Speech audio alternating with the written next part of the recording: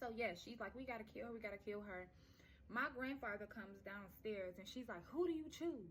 I'm sick of this shit. I'm sick of this shit. He just said he chose my auntie.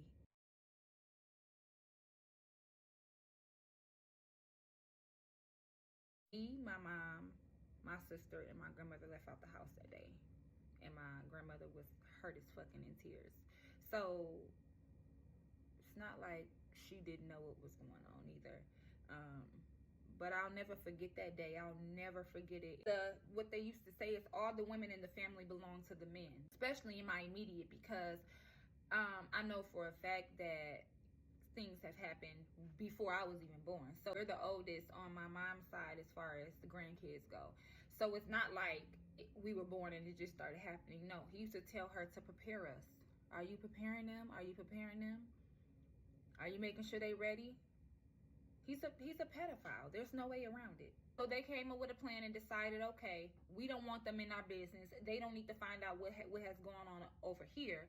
So we're going to use that situation with what happened with her cousin, and we're going to take them away from them. Now, I'm not saying that she was wrong for taking us away from my dad's side from what happened with the 9-year-old on my dad's side. I'm not saying she was wrong, but what I am saying is it wasn't because she was trying to protect us, because that didn't even happen in my grandmother's care. That did not happen in a lot of my aunties' care, my cousins. I was in the project somewhere that I don't even be at, and some shit happened to me, and that's just what it is. But she used that as an escape to get the kids from away from them, so we wouldn't go run our mouth over there. Okay, that's a fact. Like, for real, like, you saying all of this and you coming out with this, you better be safe, because now you a target. They targeting you now. You know that? Fuck them now. They gonna gang stalk you. You ever heard of that? No. Gang stalking is when groups of people follow you around. Okay. It's a secret society. That's what we grew up in. A cult, a secret society. So it's a whole lot of them. You could say it's the mob. You could say it's a gang. You could say it's the police. Because that's a fucking gang. The police is a gang. Police is a fucking gang, if you didn't know. Yeah. They the biggest gang in Muskegon. In the world. They corrupt as fuck.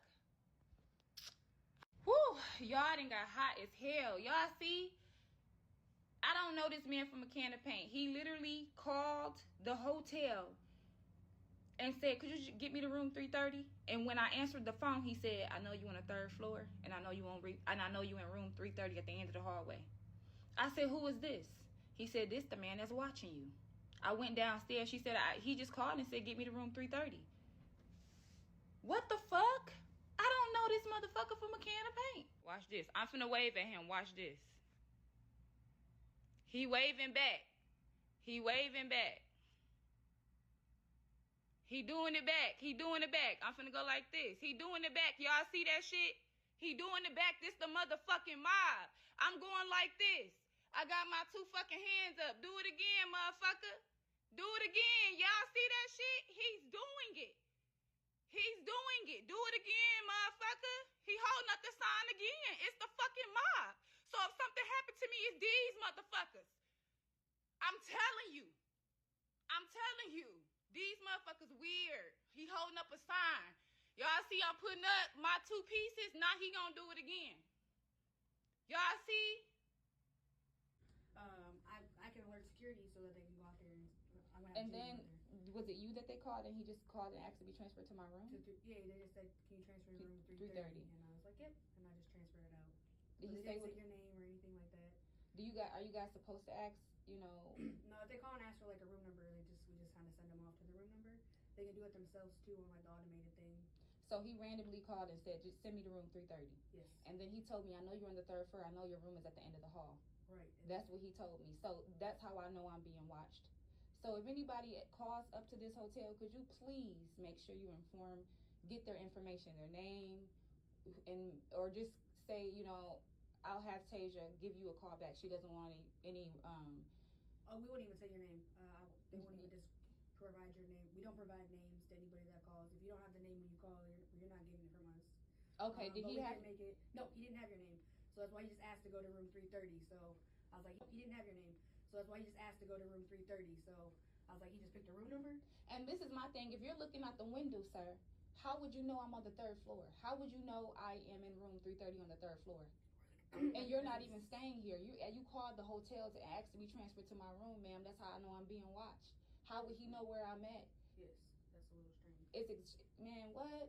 I know what I'm dealing with. I know what I'm dealing with. So I just wanted to make sure that y'all are informed and that no one comes. I don't want any keys, no extra keys made to my room, anything. So yeah. No, you're the only person to get a key to your room. Okay. And everybody at the front desk knows who you are. So okay. They have to provide ID to get a key. Okay. So all he said is room 330. Get me to that room. Didn't provide any information, just that. So let's get your room moved. Yeah, please. Let me see what I got available to move. We're the oldest on both sides. It's in our generation. We're the oldest on my mom's side as far as the grandkids go. So it's not like we were born and it just started happening. No, he used to tell her to prepare us. Are you preparing them? Are you preparing them? Are you making sure they ready? He's a pedophile. There's no way around it. But her baby father was dead. She father to her sister, to herself, to the men she was dating. She let multiple people touch her kids because she was used to it, and that's just what they did in their family. So they came up with a plan and decided, okay, we don't want them in our business. They don't need to find out what has gone on over here. So we're going to use that situation with what happened with her cousin, and we're going to take them away from them. Now, I'm not saying that she was wrong for taking us away from my dad's side from what happened with the 9-year-old on my dad's side. I'm not saying she was wrong, but what I am saying is it wasn't because she was trying to protect us, because that didn't even happen in my grandmother's care. That did not happen in a lot of my aunties' care, my cousins. I was in the project somewhere that I don't even be at, and some shit happened to me, and that's just what it is. Use that as an escape to get the kids from away from them, so we wouldn't go run our mouth over there. Okay, that's a fact. Police department will tell you, if you see the video and the audio from me saying these things to them, what I'm saying is consistent. My story has never fucking changed. Okay, we were taken away from them. My family fought to see us. They would send us cupcakes. I went to 3 Oaks Elementary in Muskegon, Michigan. My grandmother and my aunt sent some cupcakes up to the school, and she told the school that they poisoned them. She made up lies in the courtroom saying that my aunt had a baby by her brother, which is fucking false. I mean, it was a horrible thing. And, and when my father died, my grandmother had grandparents' rights, and she got us 3 months out the year, which is the summer. She got us every summer. And my mom was a young mom. So even if it wasn't summer, if she wanted us or we wanted to go to our grandmother's house, we were over there. It was just a lot of bullshit. I think for me, the biggest, most disgusting thing that my mom made me do was her now husband, Big Black. She made me eat his ass when I was in the 1st grade. It was the most fucked up thing that I've ever been through in my whole entire life. Give me a minute. She was like, I was crying and I was telling her, please, mama, don't make me do this. He bent over. She was pushing my face in his ass. Facts. I will take a test on that. Pushing my face in his ass. I threw up. We were living in Arbor Crossing from the time I was in kindergarten to the time I was to the end of the year in 1st grade. Because in 2nd grade I went to 3 Oaks and I moved on Allen Street. So yeah, she pushed my face in his butt. Then it smelled fucking disgusting. That's all I kept saying. It stunk so bad, to the point she told him, get up and go wash your ass. Now do it. That bitch made me eat her husband's ass. Facts. And I would never put this out on any social media platform if it wasn't true. Facts. Facts. So, moving on.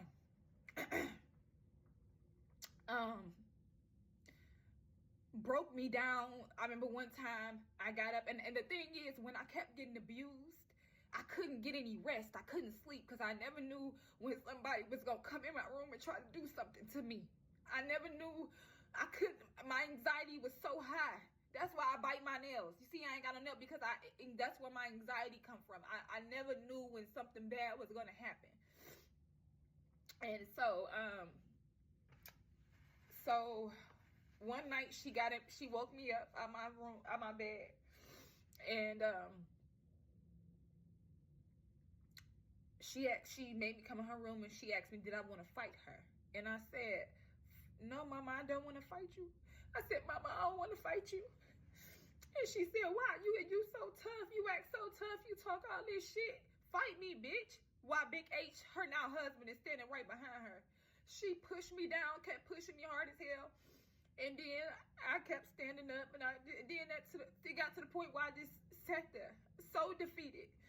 Do you know, she told me stand up, I stood up. And my mama spit in my face. And I remember going back in my room, and I'm like, damn, I felt like I wanted to die. I was praying to God. I was praying to my dad the best way that I could, just to come get me, please. I'd rather be dead. That's all I kept thinking is, I would rather be dead than to go through this shit. It was like, and it all because it got to the point where she got angry at me because she was jealous that her man wanted her kids, and she was jealous of that. So she treated us like pure shit. Like pure shit. And I mean that shit. We finna keep getting into it. So I started stealing propofol. I think it's called propofol or Perpinol.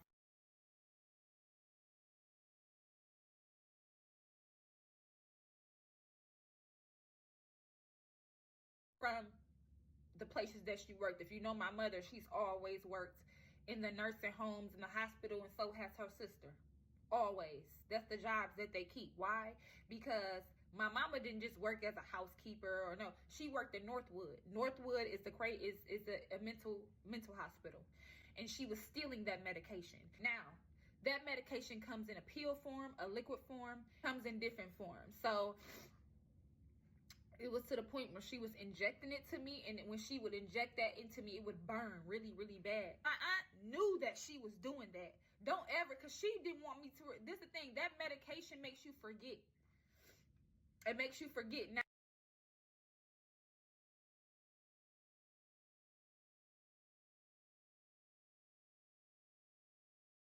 she was like, my aunt started to say, that shit's starting not to work no more. Like, you give it to her so much that it ain't even working no more. Causes you to have amnesia. So when something happens to you, but you have to understand, there's a lot of drugs out there like that. You can go to a party, get a roofie in your drink, something happened and you don't remember. You know, as a woman, you know when somebody has touched your fucking body. You know that. So you can wake up and be like, what the fuck? And not remember how you even got in the fucking room. It's a lot of drugs out there. Let's not act like that doesn't exist. Like, example being the movie Taken. If you ever saw that movie, you can come up from behind somebody, put something underneath their nose, and they pass out.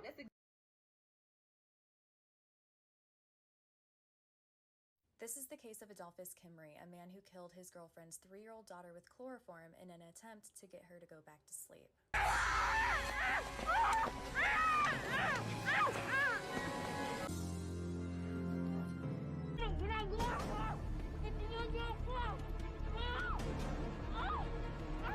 Exactly what happened to her. You wake up and you don't know where the fuck you at.